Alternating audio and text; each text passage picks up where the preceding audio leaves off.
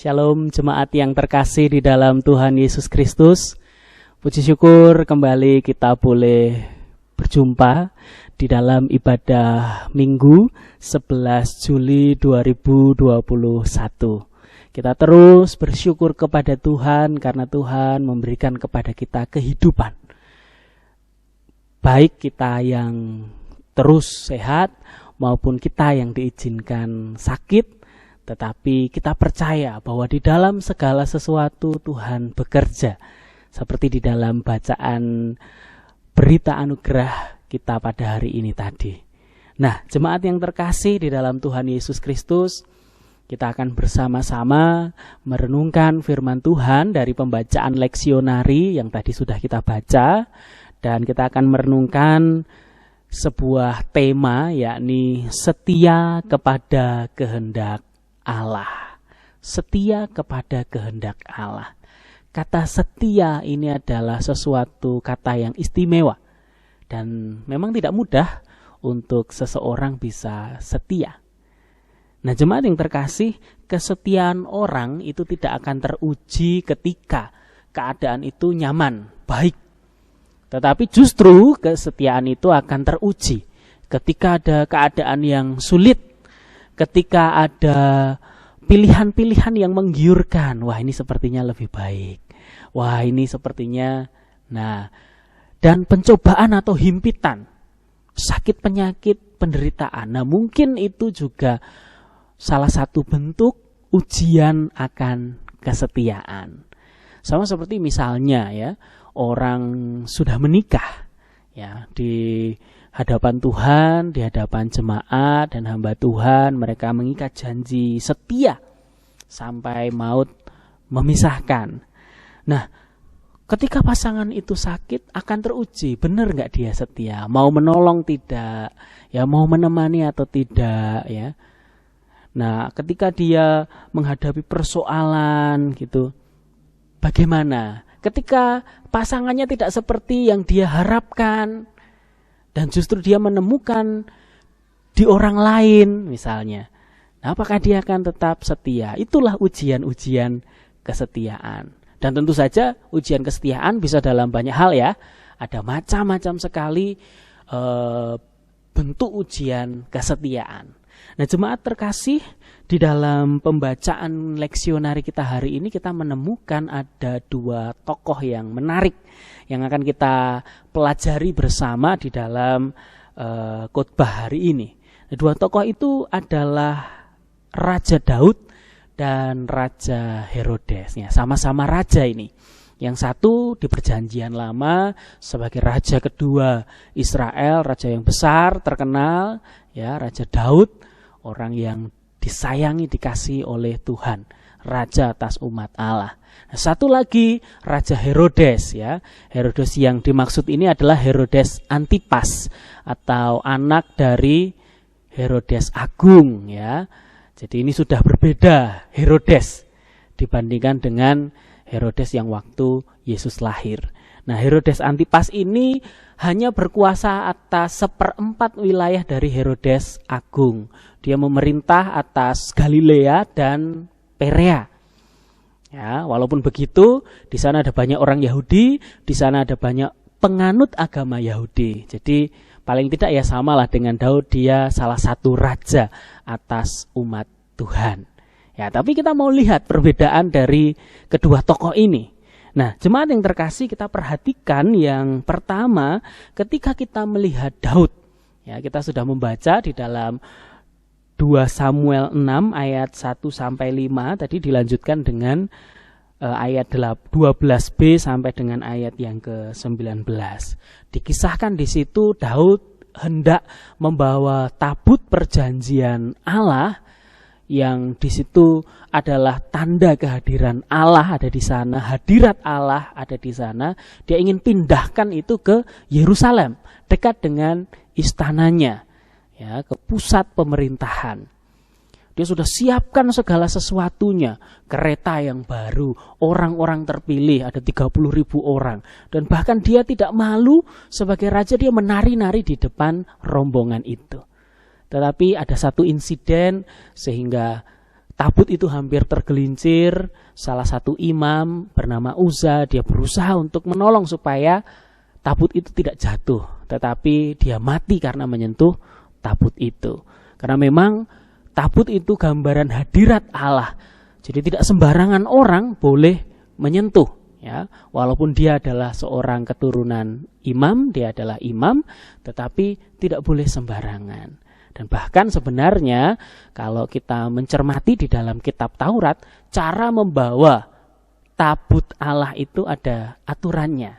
Ya, di dalam kitab Taurat itu ada aturannya. Nah, tetapi dari situ kita sudah bisa lihat dulu bahwa Daud itu memberikan yang terbaik. Pusat hidup Daud adalah Allah. Dia tahu, walaupun dia sudah menang, dia sudah menjadi raja, kekuasaannya besar, tapi tanpa Allah tidak mungkin. Maka dia berkeinginan supaya tabut Allah itu dibawa ke Yerusalem. Ya, jadi pusat hidupnya adalah Allah. Ya, bahkan ya, ketika dia tahu bahwa tabut itu ya, sementara setelah insiden tabut itu ditaruh di rumah Obed-Edom. Nah, setelah dia tahu bahwa Tuhan memberkati Obed-Edom, dia kembali lagi untuk mencoba membawa tabut itu. Ya, dan dia melakukan sesuai dengan apa yang tertulis di dalam kitab suci. Artinya dia tunduk, taat kepada Tuhan ya, sesuai dengan apa yang kitab suci katakan. Kemudian dia lakukan itu, cara membawa tabutnya benar. Bahkan setiap 6 langkah dia sembelih korban. Dia menari-nari dengan sekuat tenaga. Ketika masuk kota, dia direndahkan oleh istrinya, tidak peduli. Ya, tidak peduli. Ya, direndahkan oleh istrinya, direndahkan oleh rakyatnya, tidak peduli. Yang penting Tuhan yang utama. Ya, bahkan setelah itu dia memberikan korban yang sangat banyak, termasuk memberi persembahan atau pemberian kepada bangsa Israel sebelum mereka disuruh untuk pulang. Luar biasa. Ya, dari Daud ini kita tahu satu hati yang sungguh-sungguh mencari Tuhan. Sungguh-sungguh dia itu pusat hidupnya adalah Tuhan. Dia tetap setia, tidak kecewa. Ya, walaupun sempat ada insiden ya, tapi dia tetap tunduk, dia tetap setia, dia tetap mengharapkan Tuhan. Nah, ini yang menarik. Lalu apa bedanya dengan Herodes? Nah, kita perhatikan tadi di dalam bacaan Injil Markus 6 ayat 14 sampai 29 kita menemukan bahwa Herodes punya sikap yang berbeda. Ya, pusat hidupnya bukan Allah. Pusat hidupnya adalah kehormatannya.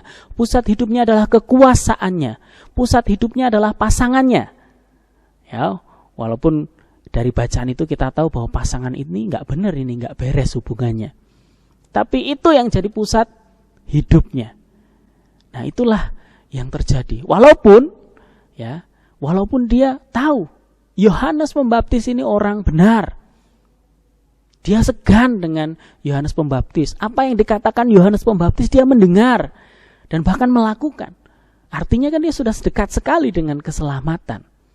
Dia sudah dekat sekali dengan pengenalan akan Allah. Tapi sayangnya yaitu pusat hidupnya bukan Allah dan dia tidak tunduk. Maka ketika Yohanes Pembaptis menegur, dia marah.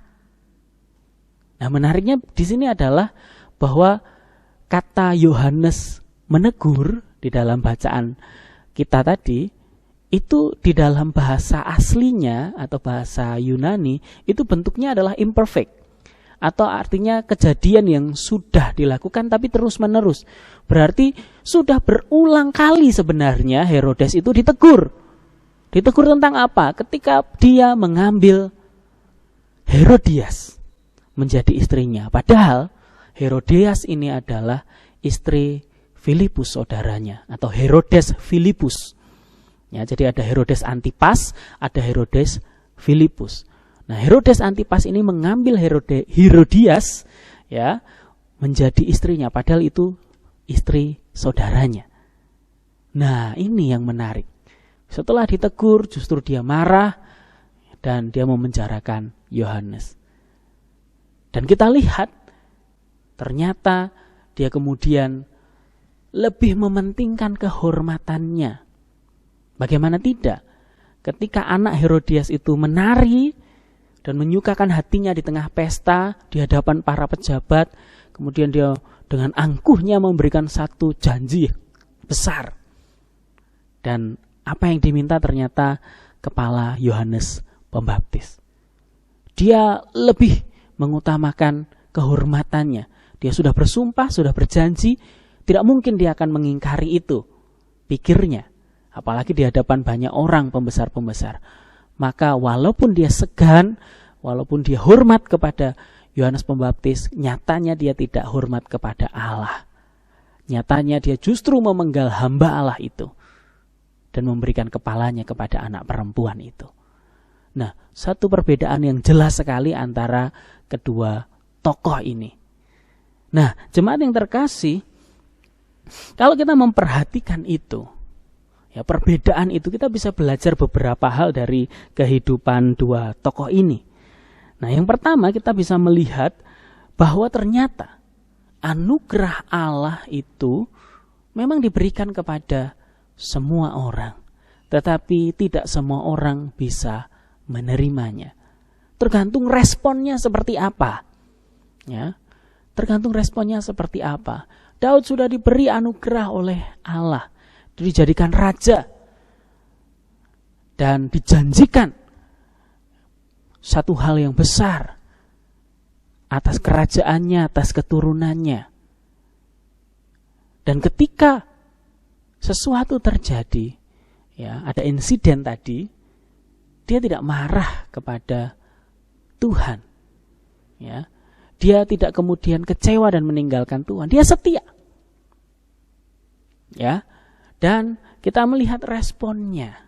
Nah, yang paling utama adalah responnya. Sementara kita melihat Herodes, ya, Herodes Antipas ini, dia sudah dekat sekali dengan anugerah Tuhan. Dia bertemu dengan Yohanes Pembaptis, tahu kebenaran. Nyatanya dia tidak menerima anugerah itu. Karena dia tidak meresponi dengan benar. Tidak menjadikan Tuhan atau Allah sebagai pusat kehidupannya. Kalau Daud berbeda. Tadi kita membaca Mazmur 24 jelas sekali. Bagi Daud, Allah itu adalah Tuhan pencipta alam semesta. Dan dia adalah raja kemuliaan. Raja pemilik hidupnya. Walaupun dia raja, dia mengakui Tuhanlah raja di atas dirinya. Raja yang menguasai hidupnya. Raja yang menguasai rakyatnya. Raja yang menguasai pasangannya. Beda sekali dengan Herodes. Tidak, dia merasa dialah rajanya. Nah, ternyata respon orang mempengaruhi apakah orang itu akan menerima anugerah atau tidak. Nah, jemaat yang terkasih, dari sana kita bisa belajar. Kita tidak boleh, ya, menjadi orang yang hanya senang mendengar berita yang baik, berita tentang mujizat, hal-hal yang menyenangkan saja. Tetapi mari juga mau menerima teguran. Tetapi mari kita juga mau menerima kebenaran dan merespon dengan benar. Karena dari sanalah anugerah itu akan dinyatakan dalam hidup kita. Kalau dengar khotbah, jangan hanya minta khotbah yang baik-baik atau yang menyenangkan telinga saja. Terima juga teguran, ya, terima juga nasihat. Ya, kita harus siap dengan itu juga. Kalau ada quote-quote, jangan hanya baca quote yang menyenangkan saja. Wah, di tengah pandemi ini pasti kita mengharapkan ada ketenangan, ada orang yang support, ada quote-quote yang bagus yang menguatkan. Tapi jangan hanya mendengar itu saja. Kita harus mau melihat kebenaran. Kita harus mau melihat kenyataan. Kenyataan pandemi yang seperti ini. Kenyataan akan kondisi saudara-saudara kita yang membutuhkan pertolongan kita. Dan meresponlah dengan benar, supaya anugerah itu kita rasakan, dan anugerah itu juga bisa dirasakan oleh orang lain. Itu yang pertama. Yang kedua, ternyata rasa bersalah saja tidak cukup. Kita melihat dari bacaan Injil tadi, sebenarnya Herodes punya nurani. Nuraninya berbicara. Dia segan, dia hormat. Bahkan ketika dia memenggal kepalanya Yohanes Pembaptis, dia melakukannya dengan sangat sedih. Dia sangat sedih. Artinya nuraninya berbicara, tetapi rasa bersalah saja tidak cukup. Ya, perasaan bersalah saja tidak cukup. Nyatanya ketika ada berita tentang Yesus dan dia menganggap bahwa Yesus adalah Yohanes Pembaptis yang bangkit kembali, toh dia juga tidak datang kepada Yesus, toh dia juga tidak bertobat, toh dia juga tidak meresponi anugerah Tuhan. Dia menyembunyikan dosanya, dia tidak mengakui dosanya. Ya walaupun orang semua tahulah dosanya. Bagaimana dia mengambil Herodias. Padahal Herodes sudah punya istri sebenarnya. Ya. Tapi istrinya itu diusir pergi. Dan dia kemudian menikah dengan Herodias itu. Wah, ngeri sekali. Rasa bersalah itu pasti ada, pasti muncul. Setiap manusia punya hati nurani. Tetapi kalau kita memendam atau meredam hati nurani itu, ya sama saja. Kalau kita masih menyimpan dosa kita itu, ya sama saja. Jadi rasa bersalah saja sebenarnya tidak cukup. Kita mesti mengakui di hadapan Allah. 1 Yohanes 1 ayat yang ke-9 mengatakan, jika kita mengaku dosa kita, maka Ia adalah setia dan adil. Ia akan mengampuni segala dosa kita dan menyucikan kita dari segala kejahatan. Jelas sekali. Maka kita mesti mengakui dosa kita. Tidak cukup hanya rasa bersalah. Akui. Selesai. Dia akan menyucikan. Dan kita bisa melanjutkan kehidupan kita kembali. Oleh pertobatan kita. Nah, itu jemaat yang terkasih. Kita mesti belajar demikian. Kita mesti setia kepada apa yang menjadi kehendak Allah di dalam kehidupan kita. Kadang-kala kehendaknya tidak seperti keinginan kita. Buktinya saja, saat ini ada pandemi. Ya, tidak semua orang mengharapkan pandemi. Pasti tidak ada yang mengharapkan ada pandemi. Tetapi bagaimana kita setia kepada kehendak Allah di tengah pandemi ini? Nah, respon kita sangat menentukan. Ketika hati kita berpusat kepada Allah, responnya pasti benar. Kita akan setia dan tunduk dan taat. Tetapi kalau hati kita tidak berpusat kepada Allah, pusatnya adalah misalnya kehormatan, pusatnya adalah uang, pusatnya adalah pasangan dan keluarga kita. Ya, misalnya saya tidak mau taat prokes lah. Saya nggak percaya dengan COVID-19 lah. Saya tetap akan keluar. Saya butuh kerja kok, saya butuh makan. Saya percaya, kita semua butuh bekerja, kita semua butuh makan. Orang yang diizinkan bisa di rumah dan tetap bertahan itu satu kemewahan. Tetapi kalaupun kita tidak bisa merasakan kemewahan itu, kita mesti bekerja, tetaplah taat. Tunjukkan kesetiaanmu kepada Allah dengan ketaatanmu kepada pemerintah. Taatlah. Taatlah protokol kesehatan. Lakukan apa yang menjadi petunjuk dari pemerintah. 5M itu dikerjakan. Ya. Pakai maskernya dipakai. Jaga jaraknya. Jauhi kerumunannya, kurangi mobilitasnya, ya, interaksinya. Nah, pastikan kita melakukan itu. Itu sebagai bentuk kesetiaan kita kepada Tuhan. Dan kita yakin kok bahwa apapun yang terjadi di dalam hidup kita, menyenangkan tidak menyenangkan, sesuai ekspektasi kita atau tidak, sesuai keinginan kita atau tidak,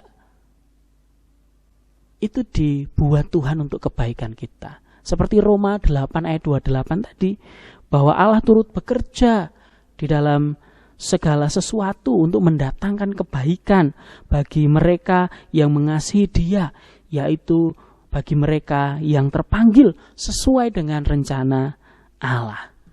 Nah, jemaat yang terkasih, terakhir, di tengah pandemi ini, di tengah gelombang COVID-19 yang kedua ini, ya mari kita tunjukkan ketaatan kita kepada kehendak Tuhan, kesetiaan kita kepadanya dengan terus menaati protokol kesehatan.